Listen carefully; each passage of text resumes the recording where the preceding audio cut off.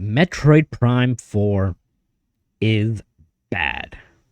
Well, that's what you're hearing all over the internet, isn't it? Welcome back, everybody, to Star Flag Media Gaming. Gamers have officially lost the plot. Let me get this straight. Metroid Prime 4 Beyond drops, runs at a locked 60 frames per second, is being called possibly the best looking game on the Switch 1, and is nominated for best graphics on 2 different systems by Digital Foundry. It sits at an 81 on Metacritic, and the internet's response is, it's mid. Looks like a GameCube game. Nintendo fell off. At this point, we are no longer having a discussion about games. We are diagnosing brain rot. Because calling Metroid Prime 4 Beyond bad is not even a take. It's a confession that you do not understand hardware, art direction, performance, or consistency. Or that you just hate everything Nintendo does and you're a fanboy. And that's fine. But just stop pretending that you do know what you're talking about. It looks like a GameCube game. No, it looks like you don't know what you're looking at. This is the laziest, most unserious criticism imaginable. The GameCube could barely push 480p. Most of its titles ran at an unstable frame rate, and its memory bandwidth was microscopic by modern standards. For the time, they were great.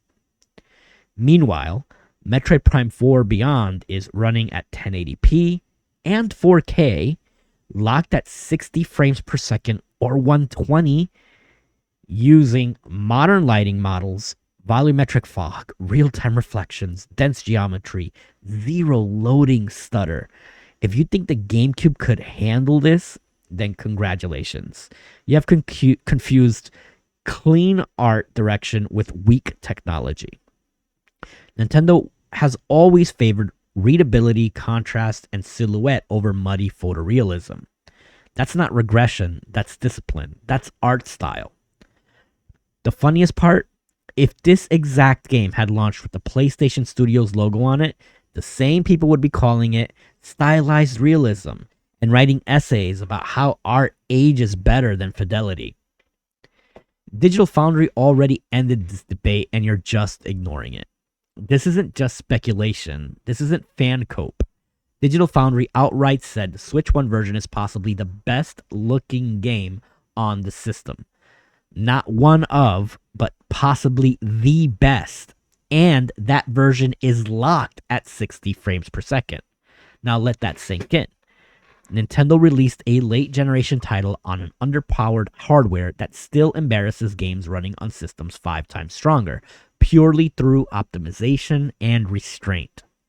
And then they turn around and put both versions of the games up for the best graphics of 2025. But sure, random Twitter accounts and with Kratos avatars and God knows what else says that it looks like it's 2002. Clearly, we should listen to them.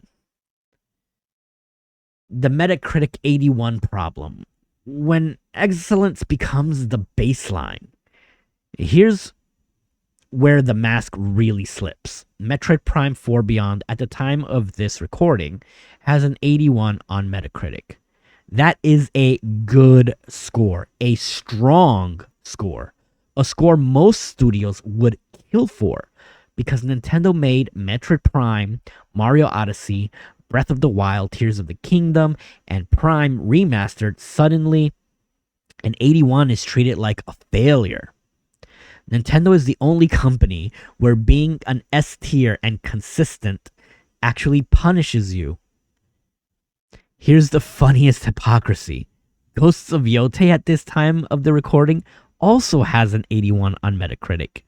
And I saw those same people screaming, "Oh my god, it's Game of the Year contender. What a masterpiece. Sony cooked." So let me get this straight. Same score, same critical reception, different logo. One is proof Sony still has it, and the other is Nintendo fell off. That's not criticism. That is brand tribalism dressed up as taste. And then there's the Amiibo paywall. Well, it's a manufactured outrage special. Let's talk about the dumbest controversy surrounding this game. There's a $30 Amiibo that unlocks a song early for you to ride around in the desert. But not exclusively, just early. You still get the track naturally by traversing the desert. The desert already has ambient music regardless. Nothing is removed, nothing is locked. You do get to unlock that particular song in the game later on through regular gameplay. This is like saying fast travel is a paywall because a deluxe edition gives you a mount early. But suddenly it's a scandal because it's Nintendo. If this was a pre-order bonus skin in Western AAA game, people would shrug and move on. Instead, we get a dramatic YouTube thumbnail screaming about content behind paywalls so that it generates clicks. As if Nintendo locked the final boss behind a plastic statue. This is outrage farming, pure and simple. Why Prime 4 is actually one of the best games of the last 3 years. It's really what you want to talk about and what actually matters. Prime 4 Beyond nails the hardest thing in modern gaming. Atmosphere. Not cutscenes, not spectacles, not scripted walking segment, not cinematic handholding. And yes, I understand people are upset about the not so chatty, non-playable characters, but Metroid Prime 3 had way more talking in it than this game. This game has atmosphere. This world breathes. The silence matters. The sound design carries tension. Exploration is rewarded, not checklisted. No battle pass, no live service hooks, no seasonal nonsense. Just design. Combat feels deliberate. Traversal is smooth and confident. The pacing trusts the player. The game does not beg for your attention, it commands it quietly. And in an era of bloated 80-hour open world stuffed with icons, that restraint is rare. And still, Nintendo understands that performance is a feature. It's locked at 60 frames per second. Say it again. On Switch 1 and Switch 2, this game is locked. Not mostly, not with dips, during explosions, locked. The internet pretends performance doesn't matter until it suddenly does. And then it only matters for certain games. If Metroid Prime 4 Beyond ran at 30 frames with drops, this same crowd will be calling it unacceptable. Nintendo delivers stability and suddenly it's invisible. That tells you everything you need to know. Nintendo's real crime is that they made this look effortless. The game isn't loud. It doesn't scream, "Look at my polygons." It doesn't rely on film grain and motion blur to hide weaknesses. It just works. And that's why some people hate it. Because effortless excellence makes mediocrity uncomfortable. Metroid Prime 4 Beyond isn't bad. And it's the truth that nobody wants to admit. It's worse than that for certain people. It's inconvenient. It proves you don't need a $300 million budget. You don't need photorealism. You don't need microtransactions.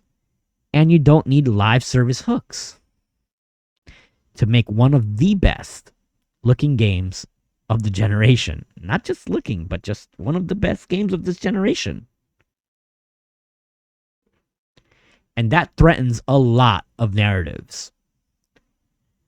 If Metroid Prime 4 launched on PlayStation or PC, it would be called a return to form, a masterclass in atmosphere, a reminder of what games used to be.